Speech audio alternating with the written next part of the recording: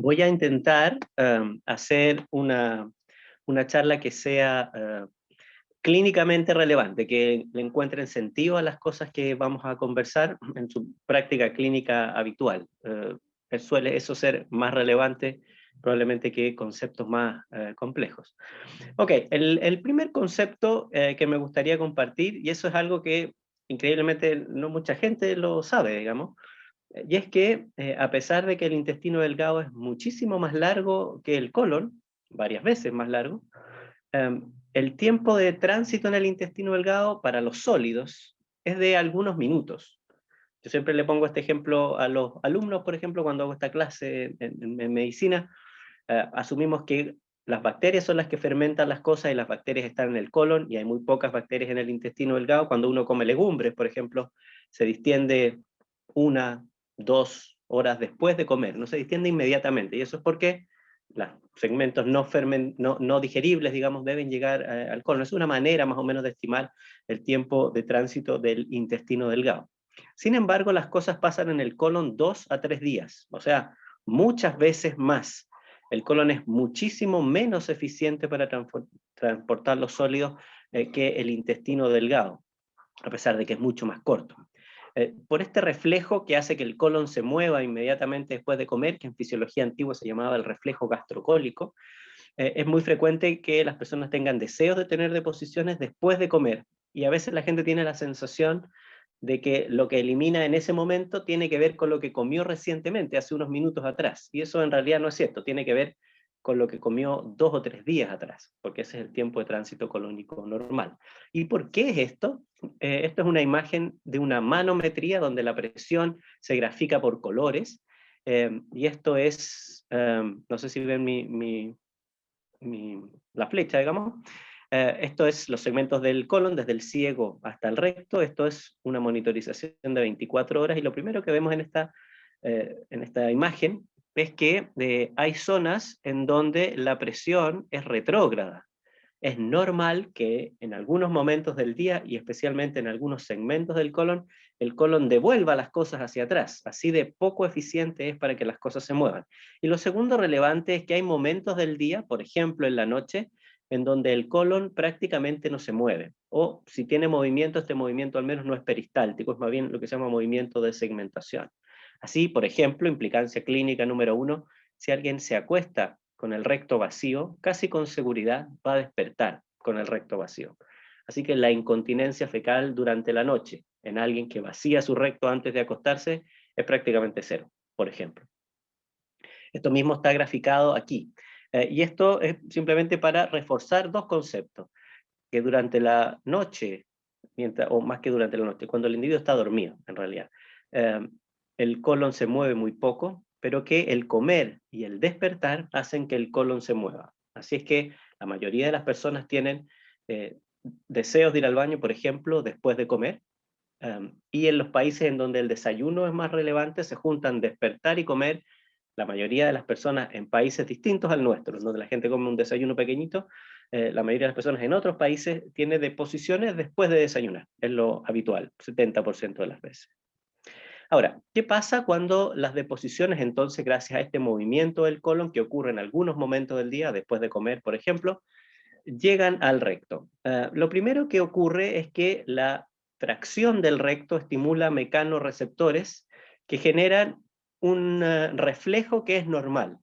La distensión del recto hace que el esfínter anal interno, que es musculatura lisa, no dependiente de la voluntad, se relaje. Esto es fisiológico. La ausencia de este reflejo es lo que a los pediatras los hace sospechar, por ejemplo, la enfermedad de Hirschsprung, que por alteraciones congénitas este reflejo no ocurre. Este reflejo es la razón por la cual, por ejemplo, si estamos, cuando íbamos al cine, por ejemplo, y estábamos viendo una película, o están en una clase por internet, y tienen deseos de ir al baño, después de un momento empiezan a tener la sensación de que si no contraen activamente la musculatura estriada, el esfínter anal externo, el pubo rectalis, las deposiciones se van a escapar. Necesitan contraer los segmentos voluntarios, digamos. Y eso es cierto, es porque el canal anal se está relajando cuando el recto se distiende. Esto, por ejemplo, es la razón por la cual las deposiciones que tienen más agua que tienen más volumen, que distienden mejor el recto, son más fáciles de eliminar en comparación con las deposiciones duras, pelotitas pequeñas, que tienen poca agua, que distienden poco el recto, que no son capaces de generar este reflejo y es más difícil eliminar las deposiciones. La gente piensa que las deposiciones duras son difíciles de eliminar por un tema de roce, y la verdad es que no, es solo dependiente de este relajar del esfínter anal interno. Esto es lo que se gatilla, por ejemplo, cuando alguien se coloca un FLIT o un supositorio de glicerina, por ejemplo. Se genera un aumento de volumen de agua en el recto se distiende y se genera este reflejo. Y por eso las personas que tienen dificultades para eliminar deposiciones, por este mecanismo se los puede ayudar. Ahora, en simultáneo, y esto digo idealmente, muchas veces no ocurre simultáneamente, pero idealmente, en el mismo momento, junto con gatillarse el reflejo recto anal inhibitorio, estos mismos mecanorreceptores envían una señal hacia el cerebro y la persona es consciente que tiene deposiciones en la ampolla rectal y se generan los deseos de ir al baño. Esto es fisiológico en volúmenes bastante pequeños. Distensiones del recto, por ejemplo, de 15 o 20 cc, por ejemplo, el tamaño de una aceituna, son capaces, en condiciones normales, de ser percibidas por el individuo. ¿Ok?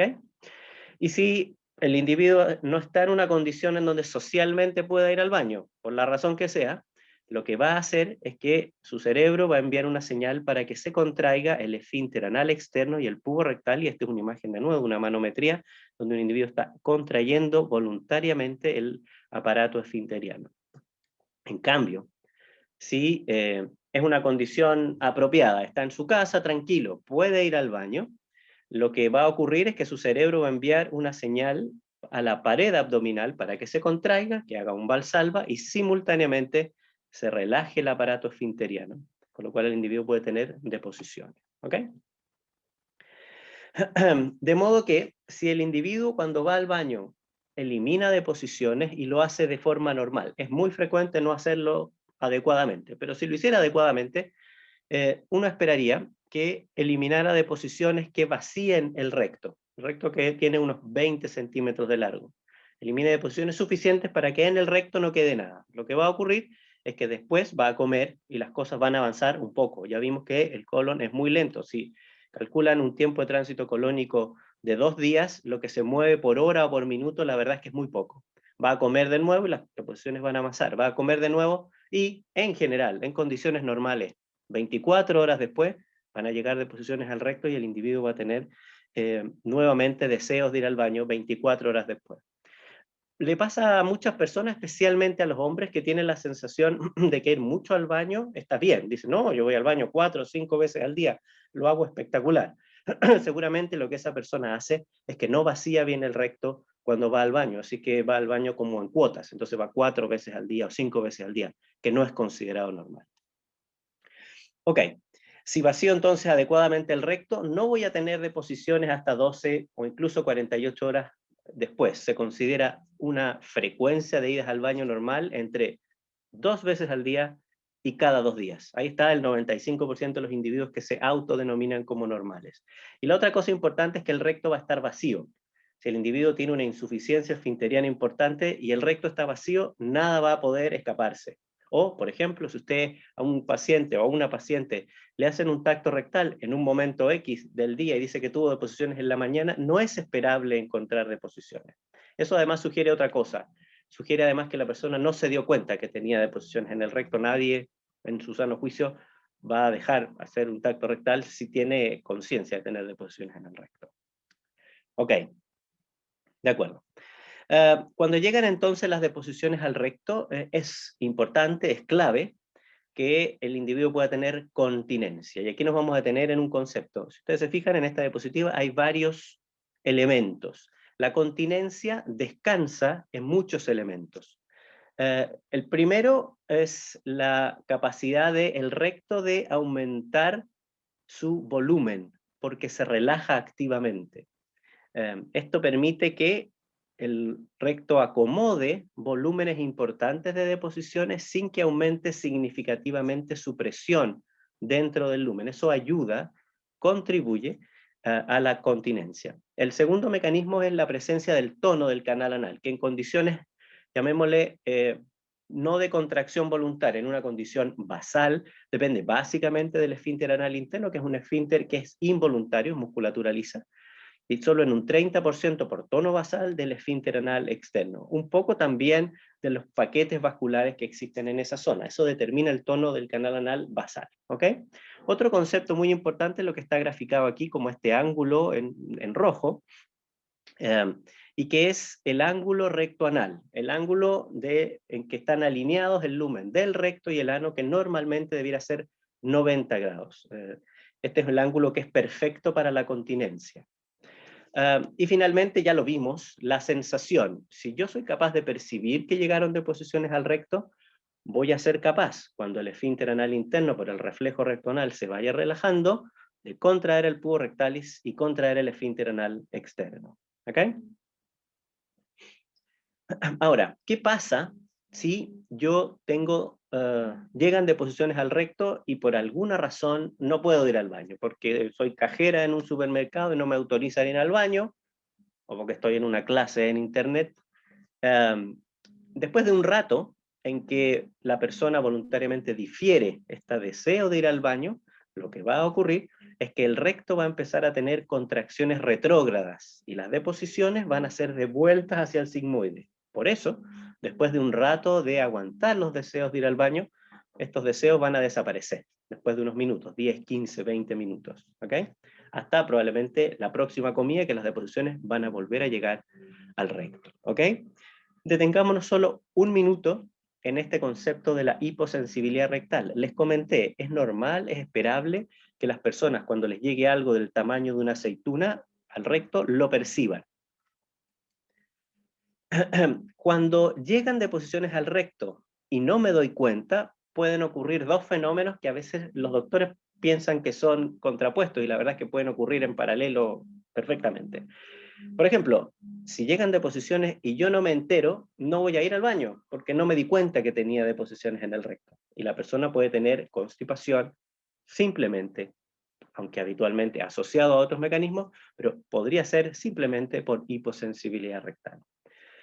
Por otro lado, si llegan deposiciones al recto y yo no las percibo, no voy a contraer el aparato esfinteriano voluntario y puedo tener incontinencia. Así que la hiposensibilidad rectal es un fenómeno que es muy deleterio para la calidad de vida de las personas, sea porque presentan estreñimiento, sea porque presentan incontinencia o ambas.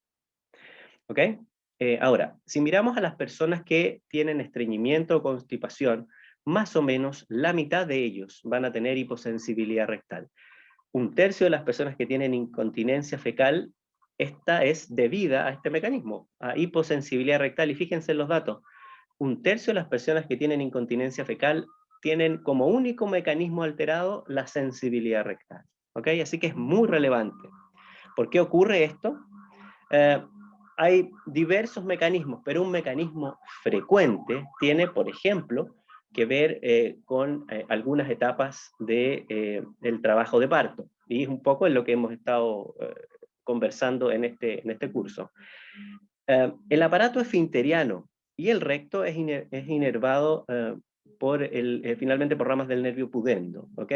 La tracción del pudendo ocurre básicamente, o sea, el daño ocurre básicamente por tracción, por elongación, incluso a elongaciones pequeñas mantenidas por suficiente tiempo. Por ejemplo, y esto seguro ustedes lo han visto, yo lo veo todo el tiempo, en individuos que tienen esto que se ha venido a llamar el síndrome del descenso perineal excesivo, tienen por definición aumentos de la longitud, aumentos de la tracción del pudendo importante, y se produce entonces un círculo vicioso de que no sienten bien, no pujan bien, no contraen bien, eso aumenta finalmente con el tiempo la laxitud del piso pélvico y aumenta el descenso perineal y se produce un círculo vicioso. ¿Ok? Otro mecanismo importante de daño del pudendo, de hiposensibilidad rectal, es, por ejemplo, la movilización del recto. Si ustedes nos preguntan a los gastroenterólogos, al menos que nos dedicamos a esto, siempre vamos a querer que un paciente con alguna alteración se trate de alguna forma que no signifique tomar su recto, moverlo y hacerle algo, porque generalmente ocurren daños de este tipo también. Ok, tengo un paciente con hiposensibilidad rectal, no siente. ¿Hay algo que podamos hacer? No tenemos un medicamento que aumente la sensibilidad. Tenemos medicamentos que disminuyen la sensibilidad en los pacientes con intestino irritable, qué sé yo. No tenemos medicamentos. ¿Hay algo que podemos hacer? Sí. La rehabilitación perineal, con o sin biofeedback, pero básicamente la rehabilitación perineal mediada por distensiones repetidas del recto. Lo que le pasa a los individuos es que empiezan a entrenarse porque saben en el momento en que se va a distender el recto cuál es la sensación o digamos la nueva sensación. Tal vez los individuos ya no van a tener nunca la misma sensación que tenían antes del daño que ocurrió, pero pueden tener alguna sensación que los gringos llaman subrogada. Por ejemplo, puede tener sensación como de mariposas en el abdomen, y habitualmente son sensaciones que están en otro lugar, en el hipocondrio derecho, sienten algo, por ejemplo.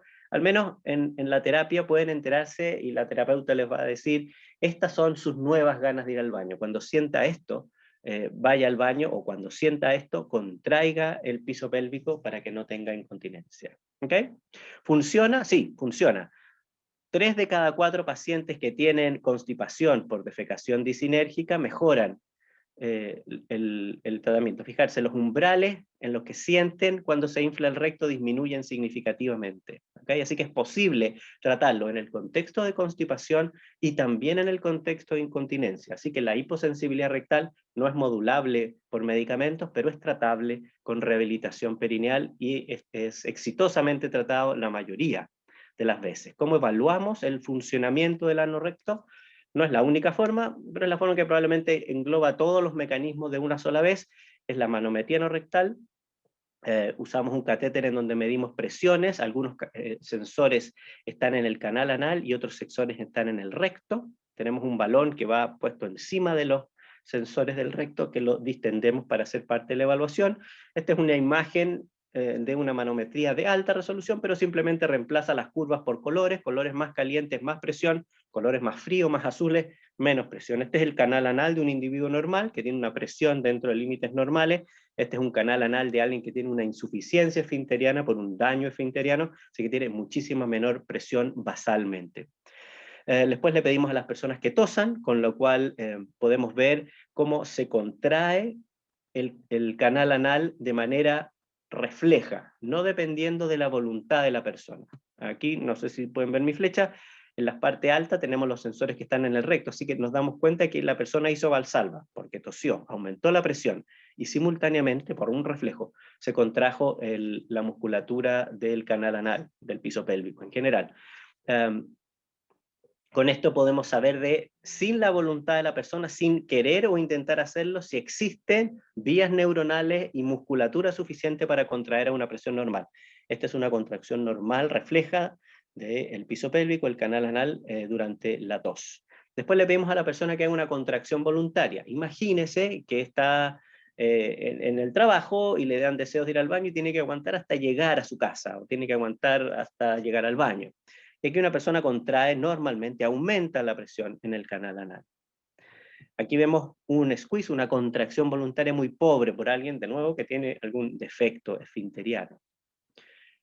Después le pedimos a la persona, inflamos el globo, así que aumenta la presión adentro del recto, inflamos el globo, entonces la persona normalmente tiene una sensación muy parecida a deseos de ir al baño, y le decimos puje, elimine el globo, y la persona, que lo hace bien, en este caso, disminuye la presión del canal anal, relaja el canal anal y esta persona eliminó el globo. Es lo que consideramos normal, que es lo menos frecuente que vemos en el laboratorio, pero esto es una respuesta normal. En cambio, la respuesta que más frecuentemente vemos es que la persona puja, aumenta su presión en el abdomen, en el recto, y simultáneamente contrae. Lo hace todo al mismo tiempo, contrae arriba y abajo simultáneamente, todo es el patrón que se llama de defecación disinérgica, y es, al menos entre los pacientes que vemos referidos en el laboratorio de fisiología digestiva, la gran mayoría de los pacientes que tienen estreñimiento y que se hacen una manometría. ¿Okay? Finalmente, inflamos el globo y evaluamos, en términos de volumen, que es una manera más o menos grosera de evaluarlo, cómo está la sensibilidad rectal a distintos umbrales de percepción. ¿Okay? Espero que, sí, esta es la última, espero que les haya gustado y hayan tenido algunos tips, se lleven para la casa algunas cosas que les sirvan en su práctica clínica. Muchas gracias.